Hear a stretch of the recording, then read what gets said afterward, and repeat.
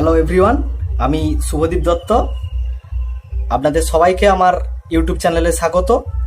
তো আমরা আজকে পথের দিশারি কোচিং সেন্টার থেকে আমরা আজকে West Bengal board of secondary এক্সামিনেশনের যে ক্লাস 8-এর ইংলিশ বিষয়ের যে মডেল অ্যাক্টিভিটি টাস্কটা দিয়েছে ওটা আমরা আজকে আলোচনা করব।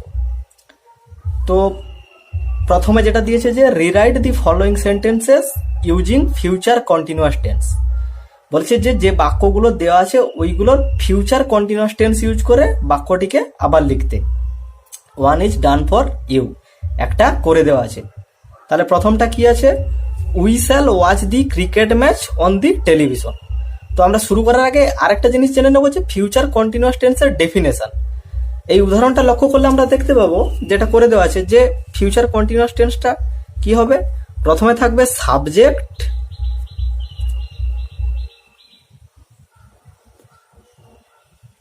তারপর থাকবে ফিউচার টেন্সের বি ভার্ব অর্থাৎ শ্যাল অথবা উইল। তারপর কি থাকবে মেন ভার্ব এবং তার সঙ্গে আইএনজি যোগ থাকবে। মেন ভার্ব আইএনজি যোগ থাকবে আর বাকিটা থাকবে অবজেক্ট।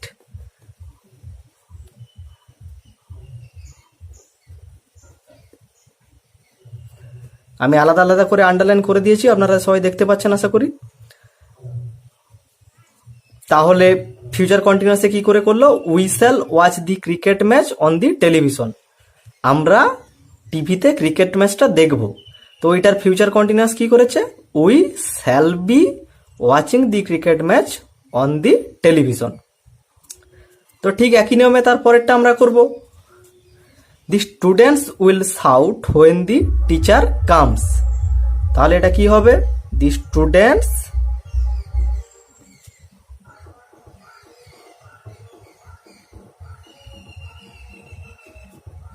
উইল আছে, উইল করতে উইল বসে যাবে, উইল বি আসবে। এবার বলছে শাউট, এখানে মেন ভার্ব, তাহলে কি আমরা শাউট পাচ্ছি, এইটার সঙ্গে কি করব আইএনজি যোগ করে দেব, শাউটিং। তারপর যেটা এক্সট্রা অবজেক্ট আছে ওটা বসিয়ে দেব, হোয়েন দি টিচার কামস। আশা করি বুঝতে পেরেছেন। এবার 2 নম্বরে, the girls will dance on the stage in the evening. তাহলে এখানে আমাদেরকে খুঁজে বার করতে হবে ফিউচার টেন্সের বি ভার্বটা, উইল পেয়েছি, তাহলে লিখে দেব দি গার্লস উইল করতে উইল বসে যাবে, উইল, উইলের পর কি আনবো বি। মেন ভার্ব আছে এখানে ড্যান্স, তাহলে ড্যান্সের সঙ্গে আইএনজি যোগ করব।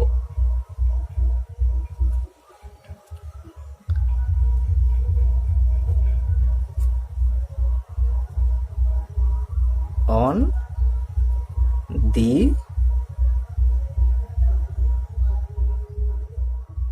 Stage in the evening.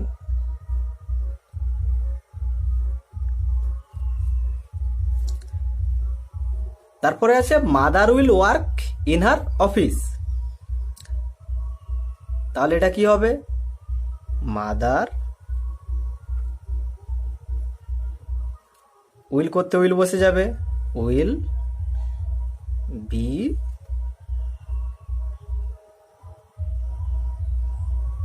Working in her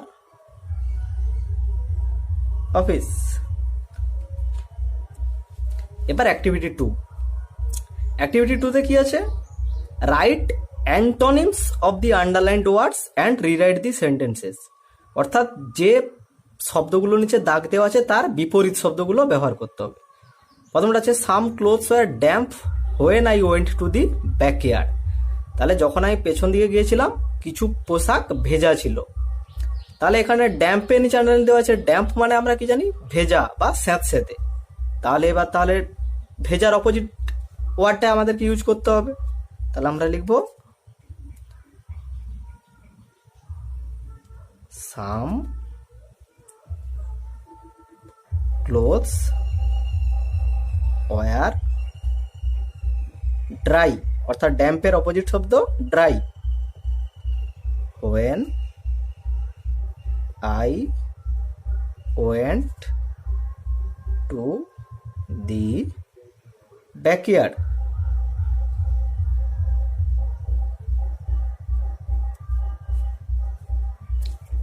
তারপরে বলেছে the leaves of the mango tree look dirty.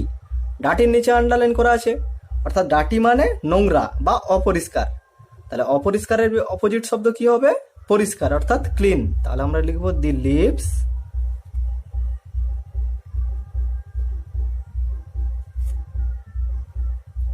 Of the mango tree look clean. তারপরেরটা আছে the children are happy to see the stranger. তাহলে শিশুরা আগন্তুককে দেখে খুশি হয়েছিল। তাহলে এবার আমাদেরকে হ্যাপির নিচে যেহেতু আন্ডারলাইন করা আছে, হ্যাপির অপোজিট ওয়ার্ডটা ইউজ করতে হবে।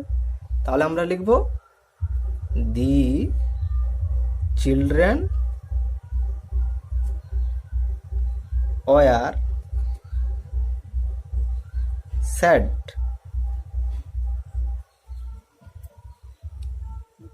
Two see the stranger.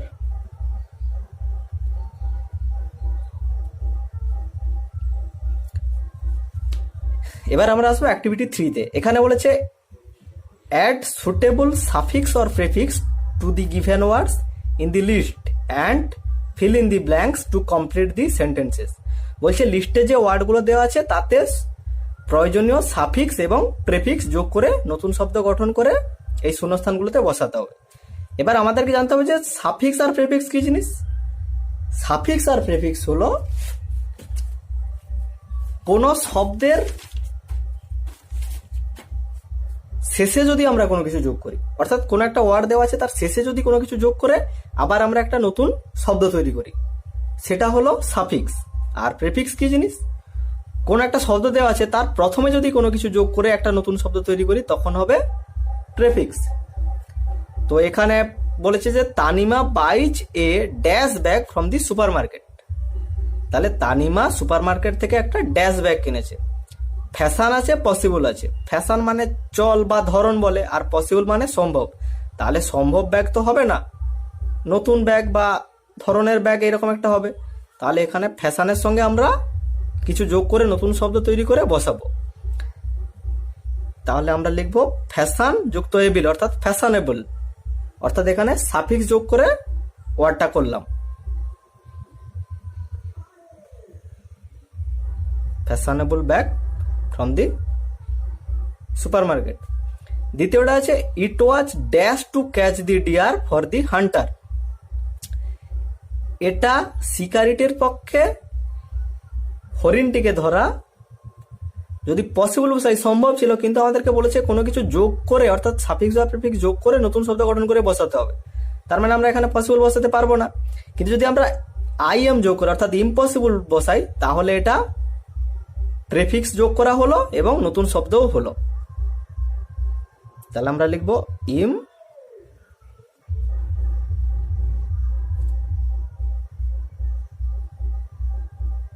Possible, অর্থাৎ শিকারিটের পক্ষে হরিণটিকে ধরা অসাধ্য ছিল। ধন্যবাদ বন্ধুরা, আশা করি আপনারা বুঝতে পেরেছেন। দয়া করে আমার চ্যানেলটিকে লাইক এবং সাবস্ক্রাইব করে দেবেন।